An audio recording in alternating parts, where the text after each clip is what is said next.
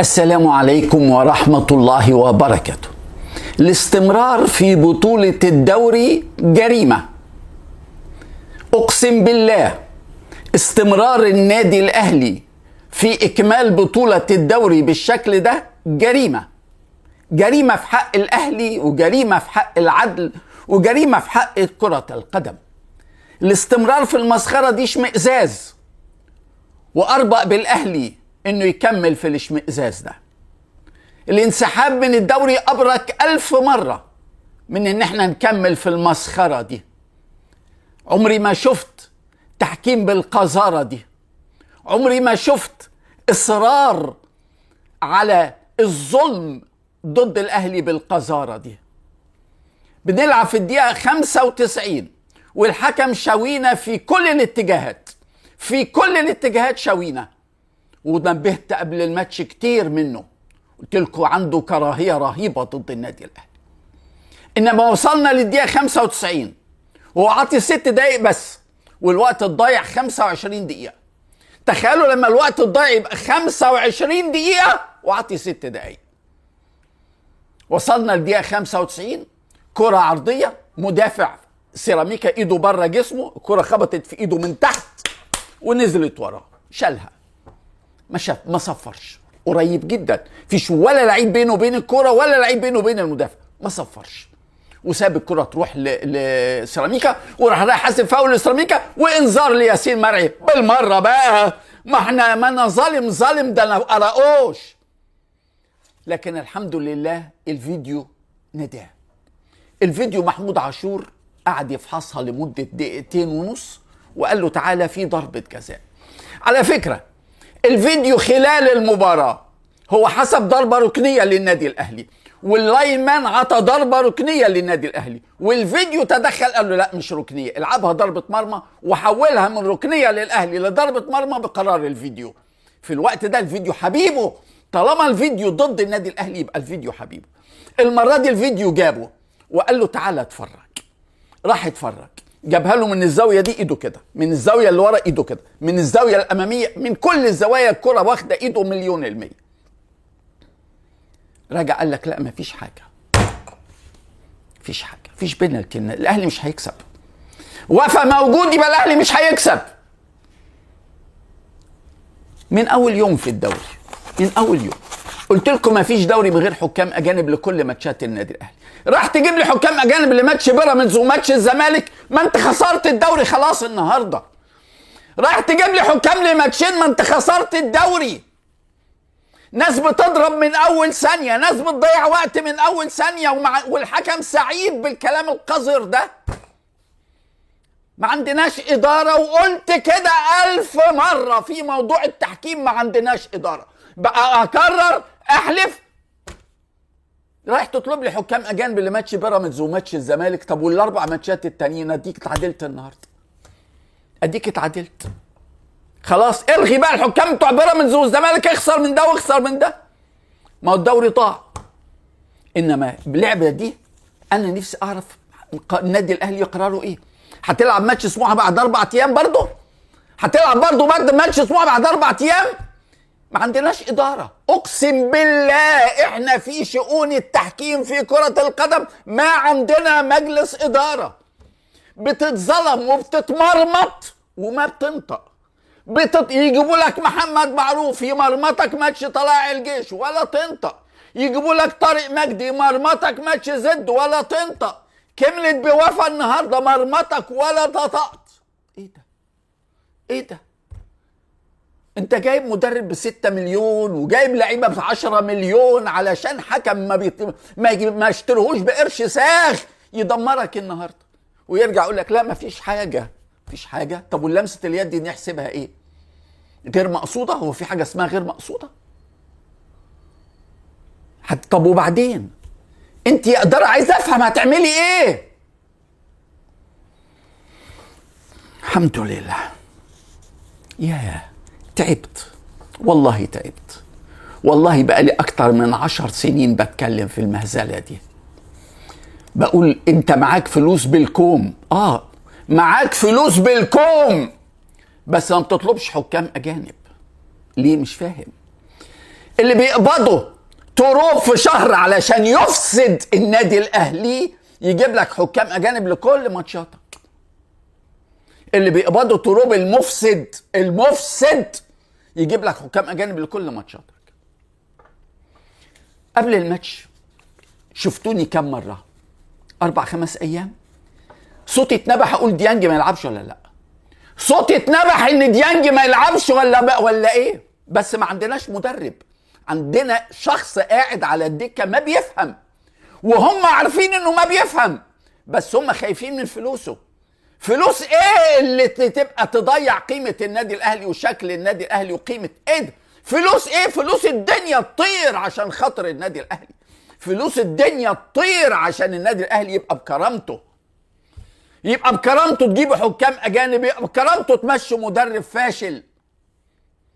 يقول لك لا نخليه لغايه اخر السنه. طب اديك شفت اخر السنه عماد النحاس السنه اللي فاتت لما مشيته كولر كسبك الدوري في 6 ماتشات، ده بقى له 4 ماتشات ما كسبش، 3 هزايم وتعادل. ده الحقيقه انا مش فاهم انتوا ايه قصدكم. طيب قبل الماتش قلت يا جماعه الناس اللي بتفهم واللي بتشوف واللي بتعرف، احنا الفانيلا اللي لونها فاتح دي وشها وحش علينا، وعندنا من فضل الله بدل الفانيلا 10 عندنا كحلي وعندنا ازرق وعندنا كل الالوان. ايه الاصرار انك تلعب الفانيلا اللي بتخسر بيها؟ ايه الاصرار الفانيلا اللي خسرت بيها ماتشين ورا بعض تلعب بيها تالت وما تكسبش برضه؟ مين الغبي؟ هل الغبي في جهاز الكوره ولا الغبي في مجلس الاداره ولا الغبي فين؟ فين الغبي اللي بيكرر نفس الفانيلا السوداء اللي ما بتكسبش بيها؟ مين الغبي قوي ده؟ اما بقى تروب فهو غبي قوي بكل المقاييس، خلاص ده احنا معانا شهاده غباء وفشل ملهاش اول من اخر.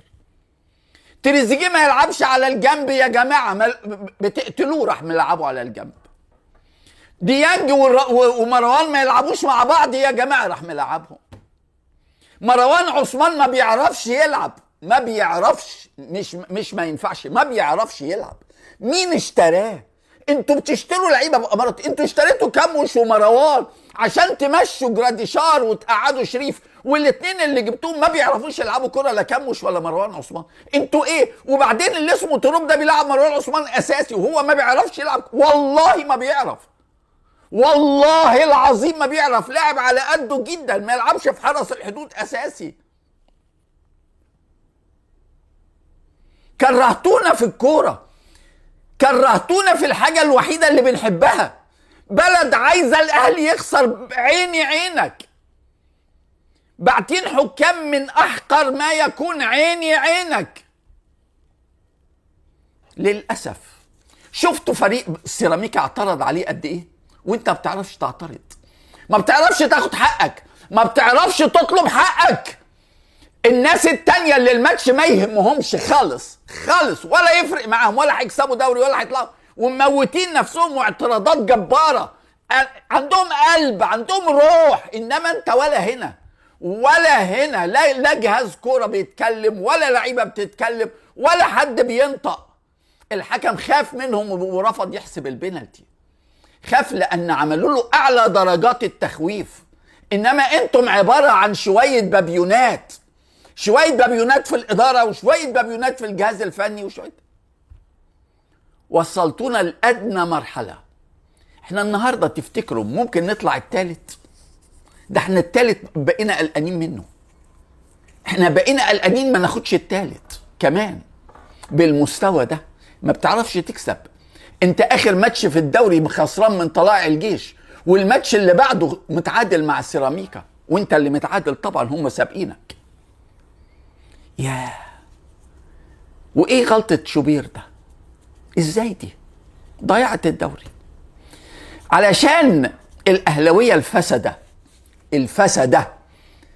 الاهلاوية الفسدة اللي تعمدوا قتل واعدام محمد الشناوي لصالح مصطفى شوبير. مبسوطين، شوطة من اخر الدنيا وفي ايده ودخلت. ياه، ده لو الشناوي اللي دخل فيه الجول ده اقسم بالله كنت طالبته باعدامه، ومش اعدامه بس، كنت طالبته باعدام كل اللي كان لهم علاقه بالشناوي. اهو دخل في شوبير. هتعملوا ايه دلوقتي؟ اللي يقول لك الروتيشن حمضان، واللي يقول لك نبطل بقى الروتيشن، واللي يقول لك احنا بنتفرج على الشناوي دلوقتي بقالنا بالظبط حوالي 15 سنه ما دخلش فيه الجول ده ابدا.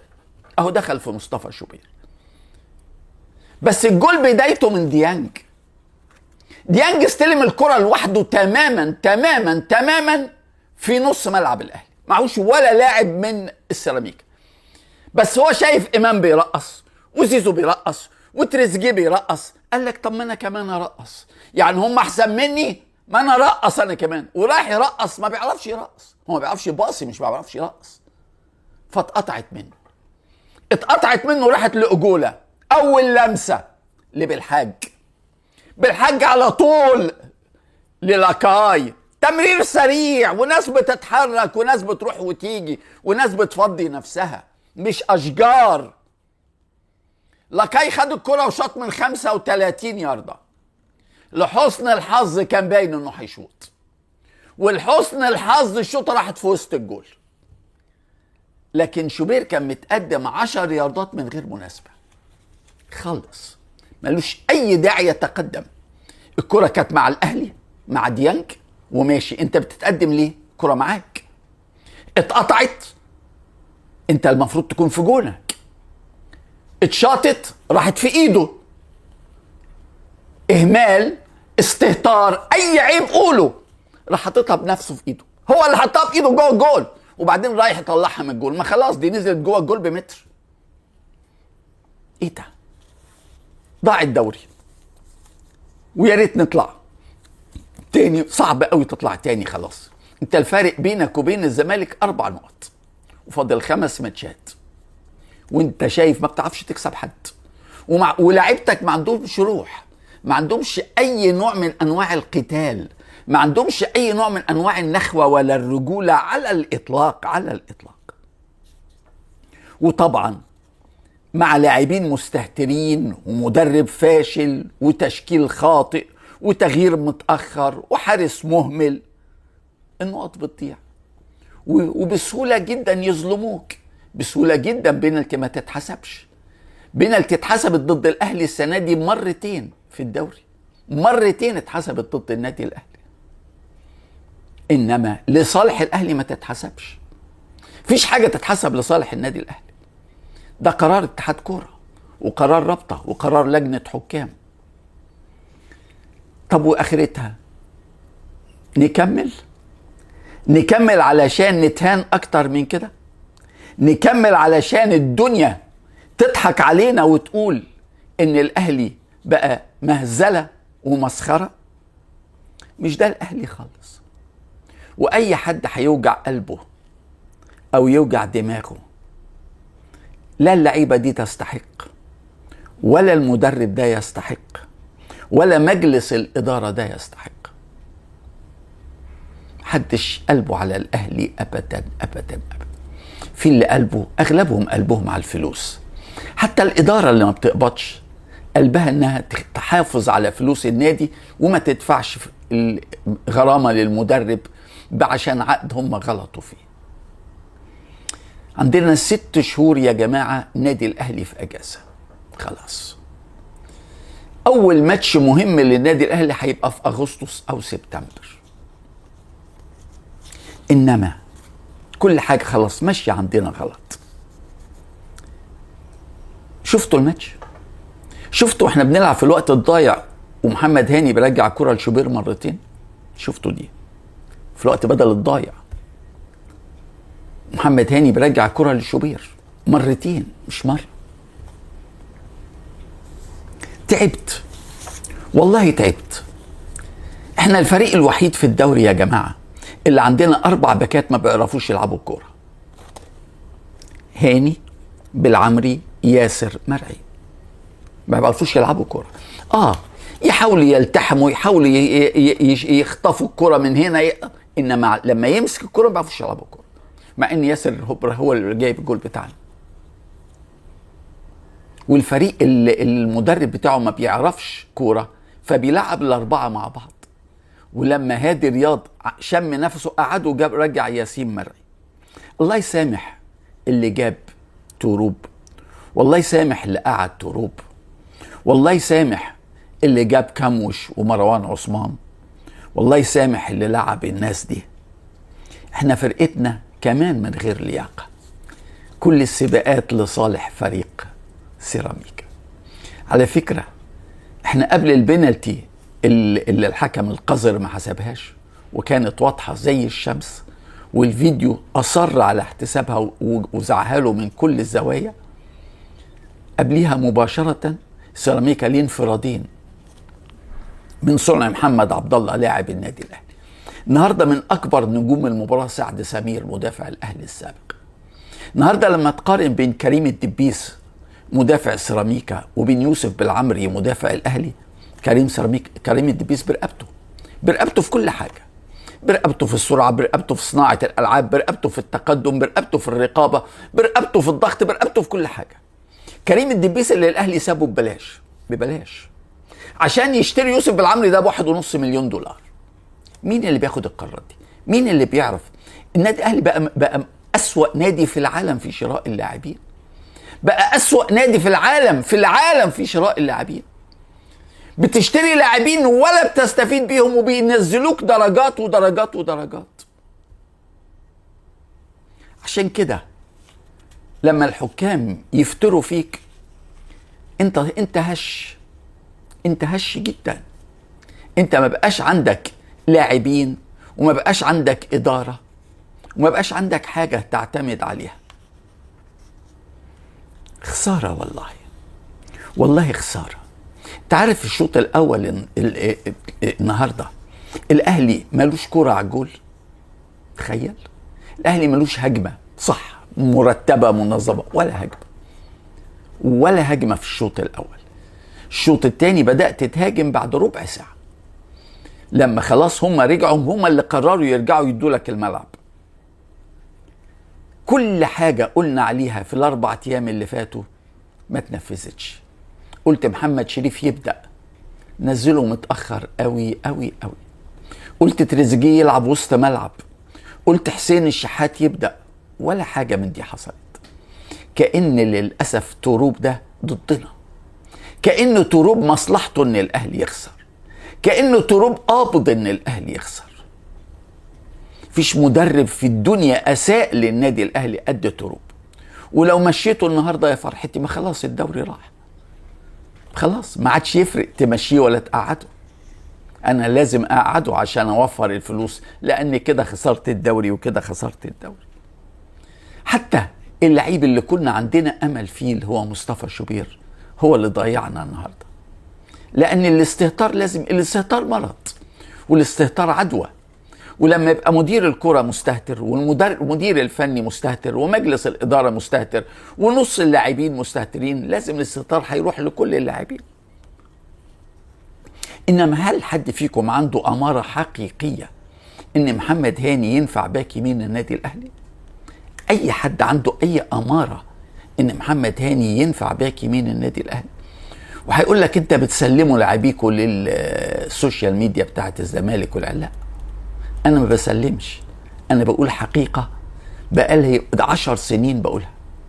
بقالي من يوم ماتش الأهلي والترجي 2018 في كأس نهائي دوري الأبطال قلت الكلام ده، وكررته آخر 10 سنين إن هو ما ينفعش يلعب في النادي الأهلي. مستواه أقل كتير من النادي الأهلي، أقل كتير. لاعب لا بيعرف يدافع ولا بيعرف يهاجم ولا بيعرف يبدأ ولا بيعرف ينهي ولا بيعرف يلعب براسه ولا أي حاجة من ده، ولا عنده ميزة واحدة تلعبه في النادي الأهلي، ولا واحدة. ومع ذلك كان باك يمين منتخب مصر في ماتشين السعودية وإسبانيا. انتهى الدوري، انتهى والموسم انتهى، فاضل لنا 5 ماتشات تأدية واجب. هو حتى النهارده اللعيبه كانت بتلعب تأدية واجب. اي حد فيكم يفتكر ان لعيبه الاهلي النهارده كانت بتلعب ماتش كوره لا يبقى غلطان. لعيبه نازله كلها من اول دقيقه تأدية واجب. انت لغايه الدقيقه 60 مفيش ولا لعيب متحمس، مفيش ولا لعيب مهتم، مفيش ولا لعيب بيعمل. الفريق التاني عنيف للغايه، منتهى العنف من اول دقيقه، منتهى العنف، وضرب رهيب وضرب مبرح من اول دقيقتين في الماتش عشان يخوفك. وانت ولا هنا، وانت ولا كأن في ماتش كرة قدم، ولا كأن في بطولة دوري، ولا كأن في جمهور قطع التذاكر وملا مدرجه. الاستهتار مشي من مجلس الإدارة إلى الجهاز الفني إلى اللاعبين إلى كل شيء، والنتيجة تعادل الأهلي وسيراميكا 1-1، وخسارة نقطتين، وضياع بطولة الدوري الممتاز اللي انحصرت بين بيراميدز والزمالك، وماتشهم مع بعض هو اللي هيحدد مين ياخد الدوري. وطاب مساء.